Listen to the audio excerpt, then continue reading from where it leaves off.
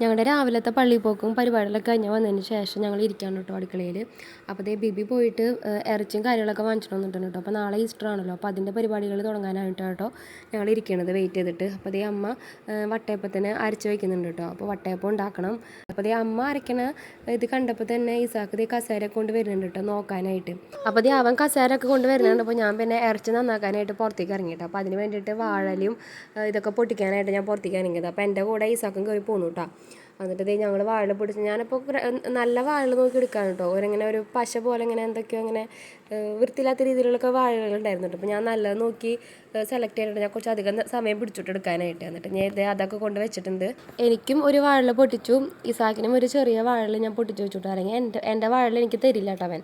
അപ്പോൾ അവന് ചെറുത് പൊട്ടിച്ചു കൊടുത്തു. അവനാണെങ്കിൽ അതിൻ്റെ മുകളിൽ കയറി ഇരിക്കുന്നുണ്ട്. ഞാൻ കുറേ വട്ടം പറഞ്ഞു അതവിടെ താഴെ വെക്കി, നീ സ്റ്റൂൾ എടുത്തുകൊണ്ട് വായോ, ചെറിയ സ്റ്റൂൾ എടുത്തുകൊണ്ട് വാ, അതിൻ്റെ മുകളിൽ കയറി ഇരിക്കാൻ കുറേ പറഞ്ഞു കേട്ടോ. അപ്പോൾ അവനത് കൂട്ടാക്കിയില്ല കേട്ടോ.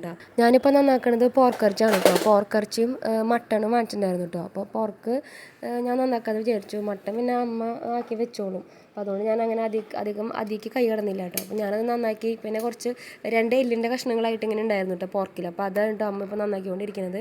അപ്പോൾ അതൊക്കെ കഴിഞ്ഞിട്ട് ഞാൻ അവനെ പാൽ കൊടുക്കാനുള്ള രീതിയിലാണ് കേട്ടോ.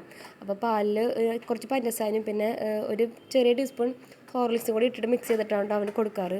ആരെങ്കിലും എന്തെങ്കിലും ചെയ്യണം കണ്ടിട്ടുണ്ടെങ്കിൽ അവൻ അപ്പോൾ ആ കസേരയും വലിച്ചുകൊണ്ട് വരും കേട്ടോ, എത്തിച്ച് നോക്കാനായിട്ട്. അവൻ താഴെ നിന്നാൽ കാണില്ല എന്ന് പറഞ്ഞിട്ട് കസേരയും വലിച്ചുകൊണ്ട് വെച്ച് ഇരിക്കും കേട്ടോ. ഞാൻ പിന്നെ ഒരുപാട് പഞ്ചസാര ഇട്ടിട്ടില്ല കേട്ടോ, ചെറുത്ത് കുറച്ചിടുള്ളൂ കേട്ടോ. പിന്നെ അവൻ്റെ വായിലും ഒന്ന് ചെറുതിങ്ങനെ ടേസ്റ്റ് ചെയ്യാൻ വെച്ചെടുക്കും, അല്ലെങ്കിൽ പിന്നെ അതിന് വേറെ ബഹളാവും കേട്ടോ. അങ്ങനെ പിന്നെ അത് ആ പാലൊക്കെ കുടിച്ചതിന് ശേഷം ഞാൻ പിന്നെ സബോള അരിയാൻ നിന്നു. സബോളയും ഇഞ്ചിയും വെളുത്തുള്ളി ചെറിയുള്ളി മുളക് അങ്ങനെയുള്ള സാധനങ്ങളൊക്കെ ഞാൻ പിന്നെ നന്നാക്കി വെച്ചു കേട്ടോ. അപ്പോൾ പിന്നെ അമ്മയ്ക്ക് കറി വെക്കാൻ എളുപ്പമാവുമല്ലോ. അപ്പോൾ അതേ പോർക്കിറച്ചി അമ്മ ഇന്ന് വെക്കാമെന്ന് പറഞ്ഞു കേട്ടോ. മട്ടൺ നാളെ വെക്കാന്നുള്ള രീതിയിലാണ് നമ്മൾ ഇരിക്കുന്നത്.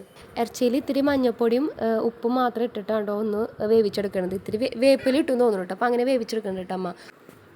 ഇറച്ചി വെന്ത് കഴിഞ്ഞപ്പോൾ അതിലേക്ക് സവാള, തക്കാളി, ഇഞ്ചി, പച്ചമുളക്, പിന്നെ ഇത്തിരി കൂടെ വെളിച്ചെണ്ണ, പിന്നെ കായ ഇട്ടിട്ട് അവിടെ വെക്കുന്നത്. അപ്പോൾ കായും കൂടിയും അരിഞ്ഞിട്ടിട്ട് ഒന്ന് വേവിച്ചെടുക്കുന്നുണ്ട്. നന്നായിട്ടൊന്ന് ഇളക്കിയിട്ട് ഒന്ന് വേവിച്ചെടുക്കുന്നുണ്ട്.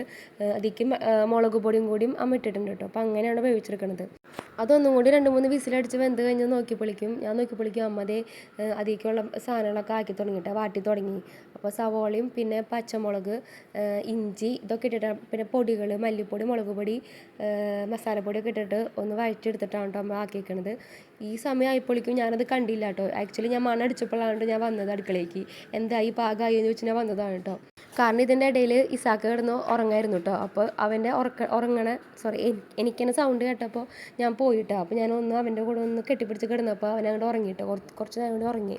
ഇന്ന് പള്ളിക്ക് പോയിട്ട് നേരത്തെ എൻ്റെ കാരണം കുട്ടിക്ക് ക്ഷീണം കൂടുതലായിരിക്കും കേട്ടോ. അപ്പോൾ പിന്നെ ഞാൻ കുറച്ച് നേരം ഉറങ്ങിക്കോട്ടെ എന്ന് വിചാരിച്ചു കേട്ടോ. അപ്പോൾ ഞാൻ അടുത്ത വീഡിയോയിൽ കാണാം കേട്ടോ. ബൈ.